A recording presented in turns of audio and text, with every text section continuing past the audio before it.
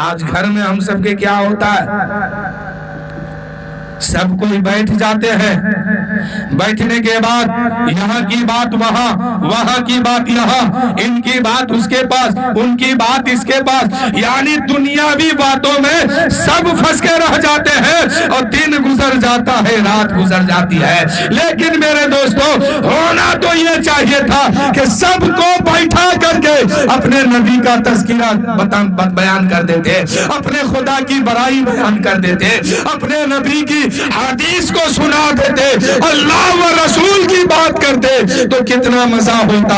آپ کے گھر کے لوگ اللہ و رسول کی بات کو جانتا، اس پر عمل کرتا، کوئی بھی کام کرتا اس سے پہلے دیکھتا کہ میرے نبی کا کیا حکم ہے، میرے رسول کا کیا فرمان ہے، نبی کی حدیث کیا ہے، نبی کی سنت کیا ہے۔ جب اس پر وہ عمل کر لیتا، یہاں بھی کامیاب وہاں بھی کامیاب ہو جاتے، یہاں بھی بیڑا پار ہو جاتا وہاں بھی بیڑا پار ہو جاتا۔ پورے دن میں ادھر ادھر کی بات مت کیجیے، اپنے گھر میں ایک ماحول بنائیے اور اپنے گھر کے اندر اسلامی قانون کو نافذ کیجیے اور اپنا قاعدہ قانون، اپنا طریقہ اسلام کے مطابق گزارنے کی کوشش کیجیے، اس لیے کہ آپ مسلمان ہیں تو مرضی آپ کی کہیں بھی نہیں چلے گی، ہر جگہ مرضی ہوگی تو رسول کی ہوگی، ہر جگہ مرضی ہوگی تو اسلام کی اور شریعت کی ہوگی۔ اور آج دیکھیے مسلمان کے گھر میں اگر 5 پریوار ہے، ایک مثال دے رہا ہوں، 5 پریوار کو ایک جگہ بیٹھا کر کے صرف اتنا پوچھ لیجئے کہ فجر کی نماز میں 2 رکعت سنت نماز میں کتنی باتیں فرض ہے اور 2 رکعت فرض نماز میں کتنی باتیں فرض اور واجب ہے۔ ہم کو تو لگتا کہ 5 کے 5 نہیں بتا پائے گا۔ یا یہ پوچھ لیجئے کہ انسان جب ناپاک ہو جاتا ہے تو کیسے وہ پاک ہوگا، اس کی صورت کیا ہے، شکل کیا ہے؟ مجھے لگتا ہے کہ 5 کے 5 چپ رہ جائیں گے۔ کیوں؟ کہ اب تک جو زندگی پیچھے گزر گئی ہے اور اب جو گزر رہی ہے، ان میں جو ہے وہ دنیاوی باتوں میں پھنس چکا ہے، نہ اللہ کی بات کرتا ہے نہ رسول کی حدیث کو سناتا ہے۔ اپنے گھر والوں کو، میرے دوستو، اپنے گھر میں ادھر ادھر کی بات کرنے سے آپ کو کوئی فائدہ نہیں ہے۔ بات کیجئے تو ایک قانون بنائیے کہ میرے گھر میں بات ہوگی تو اللہ کی اور رسول کی، اسلام کی، حدیث کی، قرآن کی بات ہوگی، یہ قانون بنائیے۔ اور اپنے بچوں کو، اپنے گھر والوں کو اس بات کو سکھائیے کہ نماز اس طرح پڑھنا فرض ہے، سجدہ ایسے کرنا ہے، رکوع ایسے کرنا ہے، تلاوت ایسے کرنی ہے، اتحیات میں ایسے بیٹھنا ہے۔ جب آپ روز کریں گے اس بات کو تو مجھے امید ہے کہ اسلام کی محبت آپ کے پریوار میں ضرور آئے گی، اور جس کے دل میں اسلام کی محبت آ گئی، شریعت سمجھ گیا، نبی کی حدیث سے محبت ہو گئی، وہ نماز پنجگانہ سے کبھی بھی دور نہیں ہوگا۔ اور آج ہم لوگ اپنے اپنے گھر میں اگر دیکھیں تو بمشکل کوئی نماز پڑھتا ہے، کوئی عبادت کرتا ہے، باقی سب فضول اپنی زندگی گزار رہا ہے۔ ایسا کیوں ہوتا ہے؟ سب سے زیادہ ذمہ داری اس گھر کے گارجین کی ہے کہ اپنے گھر میں دین اور سنت کی بات زیادہ کریں، تب جا کے لوگ آپ کے گھر کے اسلام کو سمجھیں گے اور سیکھیں گے، لیکن ہوتا کیا ہے کہ فلاں کا بیٹا کیا کر رہا، آپ کے گھر میں تذکرہ، فلاں کی بیٹی کیا کر رہی ہے، آپ کے گھر میں تذکرہ ہو رہا، فلاں کہاں کیا کر رہے ہیں، بیان آپ کے گھر میں ہو رہا، فلاں آدمی چوری کیا، بیان آپ کے گھر میں، فلاں آدمی گنڈا گردی کیا، بیان آپ کے گھر میں، فلاں آدمی شراب پیتا ہے، بیان آپ کے گھر میں۔ تو اس سے فائدہ کیا ہوا؟ نہ آپ کو فائدہ ہوا نہ اس کو فائدہ ہوا، بلکہ بروز محشر اس بیان کرنے کے جرم میں پکڑے جائیں گے اور اس کا حساب دینا ہوگا۔ کاش اپنے گھر میں ہر وقت بیان کرتے تو دین کی بات بیان کرتے، شریعت کی بات بیان کرتے، سنت کی بات بیان کرتے، نبی کا تذکرہ کرتے، خدا کے فرمان کی بات کرتے، خدا نے کیا فرمایا اس پر بات کرتے، تو یقیناً آپ کے گھر کے لوگ دین کو سمجھتا، شریعت کو سمجھتا، اسلام سے محبت ہوتی، اسلام کے قاعدہ قانون کو مانتا۔ جب آپ اپنے گھر والوں سے کہتے اے میرے گھر والوں، آپ کی محبت یہاں میرے ساتھ جو ہے وہ سر آنکھوں پر ہے، لیکن سن لو اسلام کا قانون ہے، اللہ کا فرمان ہے، رسول کی حدیث ہے، اسلام کا قانون ہے کہ حد بلوغیت کو پار کرنے کے، حد بلوغیت سے لے کر کے موت کی آخری سانس تک ہر حال میں نماز فرض ہے۔ اگر نماز نہیں پڑھو گے جہنم میں ڈالا جائے گا۔ ایک نماز قصداً چھوڑنے کے بدلے میں اتنا دن جہنم میں جلایا جائے گا، دوسری نماز چھوڑنے کے بدلے میں اتنا دن دوزخ میں رکھا جائے گا۔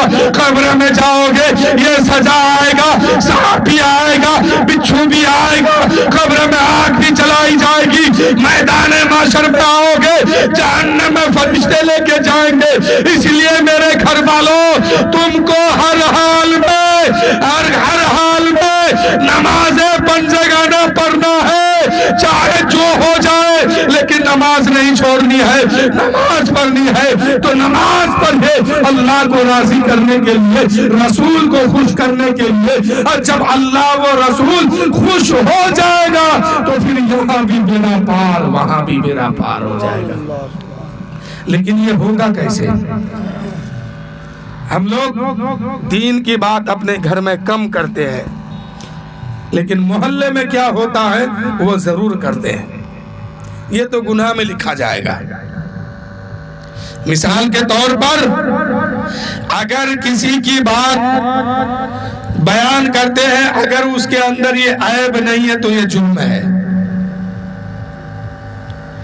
اس لیے ادھر ادھر کی بات نہ کر کے اللہ و رسول کی اگر بات کیا جائے، سنت اور کتاب کی بات کیا جائے، تو آپ کے گھر، ہمارے گھر، سب کے گھر میں اسلام چمکتے ہوئے نظر آئے گا اور سب کے دل میں اسلام کی محبت پیدا ہو جائے گی۔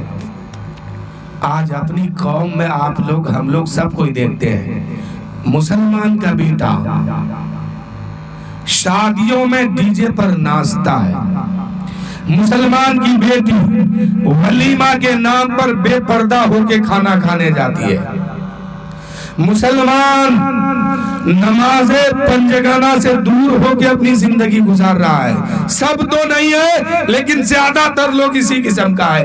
آخر کیوں ہے؟ گھر میں اسلام کی بات نہیں ہو رہی ہے، گھر میں شریعت کی بات نہیں ہو رہی ہے، گھر میں اسلام کا قاعدہ قانون نہیں ہے، اس لیے مسلمان کا بیٹا آج ڈی جے پر ناچتا ہے، مسلمان کی بیٹی ولیمہ کے نام پر بے پردہ ہو کے ولیمہ کھانے جاتی ہے۔ ارے وہ بیٹی جس کو غیر محرم کے سامنے جانا حرام تھا، آج وہ ولیمہ کھانے جا رہی ہے۔ جو بیٹی کو مسجد میں جانے سے روک رکھا ہے اسلام نے، آج وہ بیٹی اسلام کے قاعدہ قانون کو توڑ کر کے ولیمہ کھانے بے پردہ ہو کے جا رہی ہے۔ آخر کیوں جا رہی ہے؟ زمانہ کچھ بھی کرے ہم تو شریعت دیکھیں گے، زمانہ کچھ بھی کرے ہم تو دین دیکھیں گے، ہم تو کتاب دیکھیں گے، ہم تو سنت دیکھیں گے، ہم تو حدیث دیکھیں گے، اللہ کا فرمان دیکھیں گے، رسول کا قانون دیکھیں گے کہ اس متعلق ہمارا اسلام کیا کہتا ہے۔ لیکن یہ بات اپنے گھر میں کرتے کہاں ہیں؟ یہ بات اپنے گھر میں کرتے کہاں ہے؟ اگر اس گھر میں کتاب کی بات ہوتی، سنت کی بات ہوتی، اللہ و رسول کا فرمان بیان ہوتا تو کچھ بھی ہو سکتا تھا، لیکن اس گھر کا بیٹا کبھی ناچتا نہیں، اس گھر کی بیٹی کبھی بے پردہ نہیں ہوتی، اس گھر کا ماحول کبھی دین سے دور نہیں ہوتا، اس گھر کے انسان کبھی نماز سے دور نہیں بھاگتا۔ لیکن کتاب کی بات ہو نہیں رہی ہے، شریعت کی بات ہو نہیں رہی ہے۔ آج دنیا جو ہے، آج لوگ جو ہے دنیا میں پھنسے جا رہے ہیں۔ آج کسی کو سمجھائیے تو کہتا ہے حضرت آپ نہیں سمجھیے گا، یہ نیا زمانہ ہے۔ ہم سب کچھ سمجھ کر کے آپ کو سمجھانے آئے اور آپ کہتے ہیں کہ آپ نہیں سمجھیے گا، یہ بیماری ہے۔ ہم سب سمجھ کے آپ کو سمجھانے آئے اور آپ کہتے ہیں کہ آپ نہیں سمجھیے گا، تو پھر تیار رہیے میدان محشر میں، اللہ کی بارگاہ میں، اللہ کی بارگاہ سے اپنے اعمال کا جواب لینے کے لیے۔ آج نوجوان طبقے کے لوگ کچھ کہتے ہیں کہ آپ نہیں سمجھیے گا، یہ زمانہ رنگین ہے۔ ہم نے دیکھا جوانوں کو شراب پیتے ہوئے، ہم نے روکنے کی کوشش کیا، جوا کھیلتے ہم نے روکنے کی کوشش کیا، نماز سے دور ہوتے ہوئے ہم نے ان کو قریب لانے کی کوشش کیا، اور دین سے دور ہوتے دیکھا ہم نے اس کو دین کے طرف بلانے کی کوشش کیا۔ کہتا آپ نہیں سمجھیے گا، یہ نیا زمانہ ہے، یہ نیا طریقہ ہے، یہودیوں کا بچہ شراب پیتا ہے، غیر کا بچہ جوا کھیلتا ہے، غیر کا بچہ اپنی زندگی رنگین بنا رہا ہے، آپ ہمیں کیوں روکتے ہیں؟ مجھے بھی جینے دیجئے۔ تو پھر آپ جیئے، جیسے مرضی ویسے جی رہے، جیئے، لیکن میدان محشر میں اپنے اعمال کا جواب اللہ کی بارگاہ سے لینے کے لیے تیار ہو جائیے۔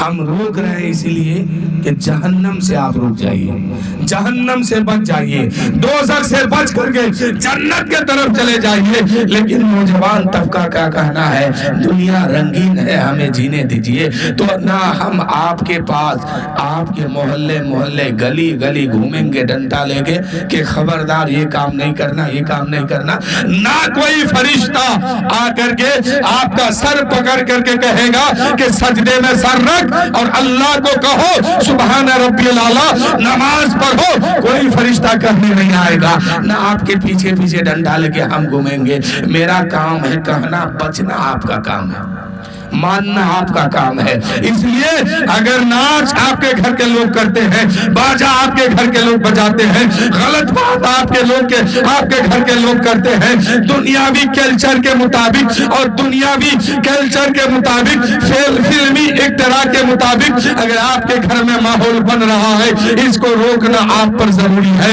آپ پر فرض ہو رہا ہے کہ آپ اپنے گھر والوں پر سختی کیجئے۔ آپ کے گھر کے لوگ نماز نہیں پڑھتے ہیں، آپ کو گارجن بنایا گیا ہے، میدان محشر میں پوچھتاچھ آپ سے بھی ہوگی۔